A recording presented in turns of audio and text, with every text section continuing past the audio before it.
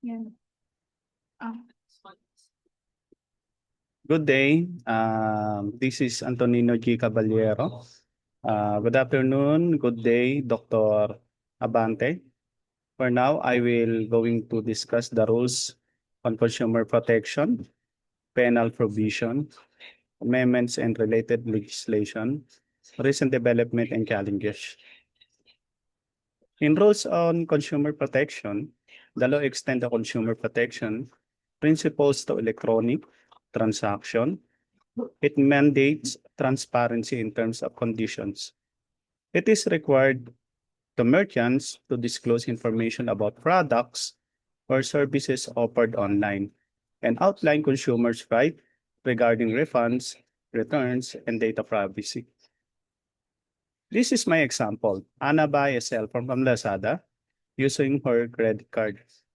She has the right to see the full product details and seller info. Her payment data must be kept secured by Lazada and the payment getaway. If the phone is defective, Anna can request a refund or replacement. Lazada must provide customer service channel to resolve the issue. This shows how the Republic Act 8792 protects the consumer in online transaction just like in physical purchases. Prohibited Act. The E-commerce Act prohibits unauthorized access to data fraud, identity theft, hacking, and other cybercrimes in e-commerce transactions. Violation of this provision can result in significant penalties, including fine and imprisonment. Example, a hacker steal customer credit card information from an online shopping site, or it was what we call the phishing, or someone upload and sell pirate movie through a website. Both are prohibited act under Republic Act 8792 and punishable by fines and imprisonment.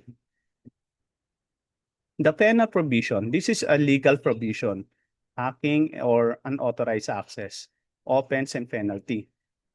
Specific criminal offense under the Act include hacking or crackling, which refers to unauthorized access into or interference in a computer system server or information and communication system, or in any access in order to corrupt, alter, steal, or destroy using computer or other similar information and communication devices without the knowledge and consent of the owner of the said property or computer of information and communication system, including the introduction of computer viruses and the like, resulting into corruption, destruction, alteration, theft, or loss of electronic data messages or electronic document shall be punished by a minimum fine of 100,000 pesos and a maximum commensurate to the damage incurred and a mandatory imprisonment of 6 months to 3 years.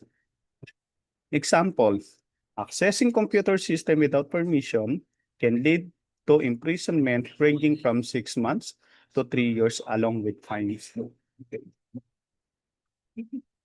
Piracy and data interference. Legal provision.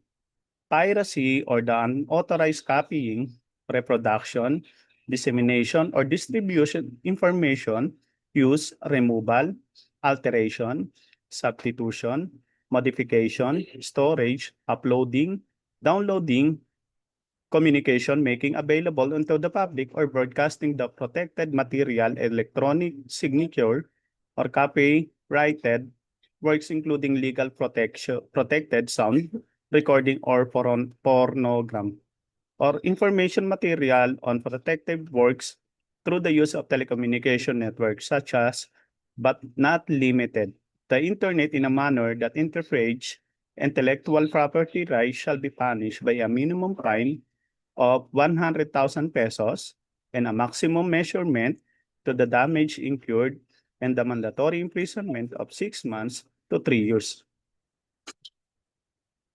Violation of the Consumer Act, Republic Act Number 7394, and other relevant to pertinent laws through transaction covered by or using electronic data, message, electronic document shall be penalized with the same penalties as provided into the other laws. Other violation of the provision of this act shall be penalized with maximum penalty of 1 million pesos or 6 years imprisonment.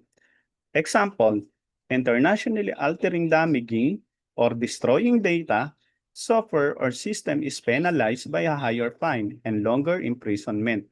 Example 2, electronic theft, theft of intellectual property, or information electronically is punishable under the E-Commerce Act and the revised penal code.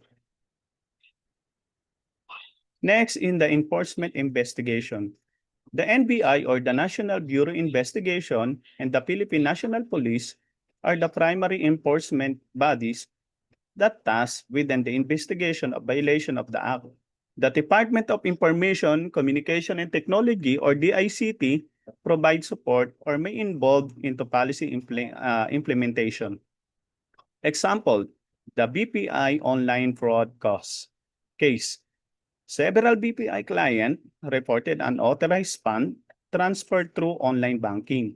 The BPI system was compromised and some account reflected into double credit and fraudulent transactions. The Bangko Sentral ng Pilipinas or the BSP, NBI Cybercrime Division, and the PNP Anti-Cybercrime Group investigated the incident. Through digital, forensic, and transaction tracking, suspicious accounts were frozen and the fraud was traced. Enforcement agencies ensured customer protection and system security under Republic Act 8792 and related laws. Amendments and related legislation. Data Privacy Act or Republic Act number 10173. It is an act of protecting individual person information or information and communication system and the government and the private sector, creating for this purpose a National Privacy Commission and for other purposes. While the E-Commerce Act, it is provide the Electronic Transaction and Data Privacy Act or DPA complement in by safeguarding individuals' personal data in this transaction. The DPA mandates local processing, security, and access right for personal data use in e-commerce. The Cybercrime Prevention Act or Republic Act number 10175, an act defining cybercrime providing for the prevention, investigation, suppression, and the imposition of penalties, therefore, and for other purposes. This law strengthened the provision of the E-Commerce Act regarding the cybercrime by defining specific offenses like cyber squatting, online libel, and data interference, providing penalties and defining jurisdiction rules for cybercrime offenses. Recent development and the challenges. In this topic, it is a digital economic and fintech. With the growth of digital economy and financial technology or fintech, there is increased use of digital transaction that test the boundaries of the E-Commerce Act. New technologies like blockchain, artificial intelligence, and digital currency present protection, regulatory challenges, and call for legislative updates. This is example, Datala, Cashalo, GCash Credit Online. It was a online lending company. A borrower applied for a 5,000 loan through the Cashalo application. The loan contract is confirmed digital. No physical signature needed. Funds are released to the borrower's GCash wallet. Repayment are also done electronically. This showed how the Article 8792 enabled to fintech lender to legally process online loans using electronic documents or e-signature and digital payments. Regulatory update. The E-Commerce Act, while pioneering, may require amendments to address emerging issues such as cross-border or e-commerce digital currency and digital asset ownership. Further integration with global standards such as the United Nations Commission on International Trade Law or on Central, it is a model law may also enhance its applicability. This example of regulatory updates under Republic Act 8792 or E-Commerce Act, which is usually referred to change, improvements, or issuance of rules by government agency to ensure safe, secure electronic transaction. Our example for this is the Bangko Sentral ng Pilipinas or the BSP issue new guidelines requiring stronger authentication methods like OTPS or biometric or online banking and e-wallet transactions to protect consumer against fraud. This is my report and I thank you. God bless you always. Thank you, Dr. Abante, for guiding us for our subject. Thank you and God bless.